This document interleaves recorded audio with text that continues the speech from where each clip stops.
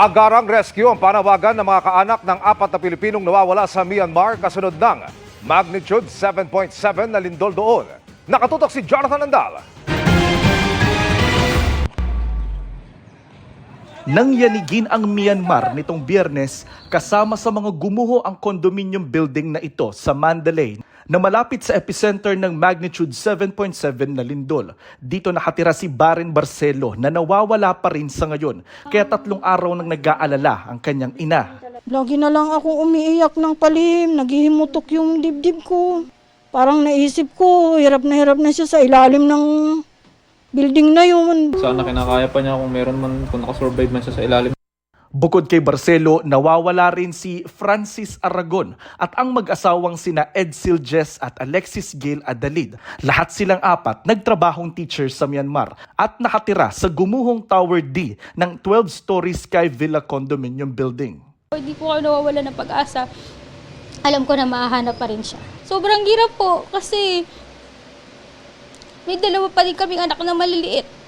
At nag-sacrifice lang talaga kami na magkahiwalay kami dahil nga po sa kahirapan din ng buhay. Ang pamilya naman ng mag-asawang Adalid ilang gabi nang nagpe-prayer vigil sa kanilang lugar sa Bais Negros Oriental. Yun na lang natitira sa amin, yung surrender, ang trust sa Lord. Iyak na kami halos sa lahat na mga members ng family, mga kapatid niya. Hopefully, they have escaped and they were not around during the earthquake. Kahapon, nakita sa guho ang mga gamit na ito ng mag-asawang Edsel at Alexis, pati na ang jacket nila na nakalambitin pa. Dito sila hinanap ng mga kasama nilang Pilipino roon.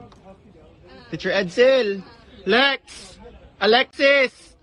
Sabi ng co-teacher at kaibigan ng mag-asawa, kailangan na ng mga Pilipinong rescuer doon. Kasi mabagal po talaga yung rescue dito. So, mas maigi na mga Pinoy sana. Nagpadala na ang embahada natin sa Myanmar ng isang team sa kondo ng mga nawawalang Pinoy. Biyernes ng gabi pa raw nila ginagawa ang lahat para mahanap sila. So kumikilos naman po lahat, ginagawa natin lahat para malaman ang nangyari doon sa 4 na Pilipinong unaccounted for. Opo.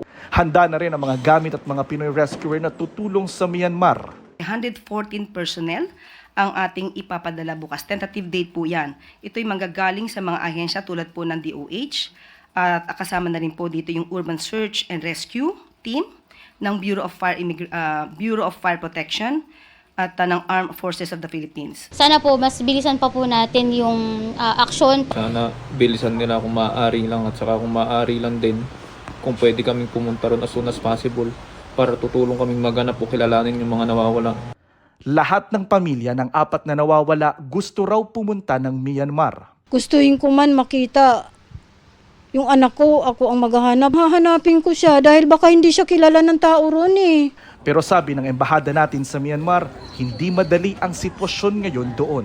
Hindi ho biro ang biyahe dito dahil sira-sira ang daan at hirap ang komunikasyon. 15 oras ho silang babiyahe by land at hindi ho maayos yung daan. Para sa GMA Integrated News, Jonathan Andal, nakatutok 24 oras.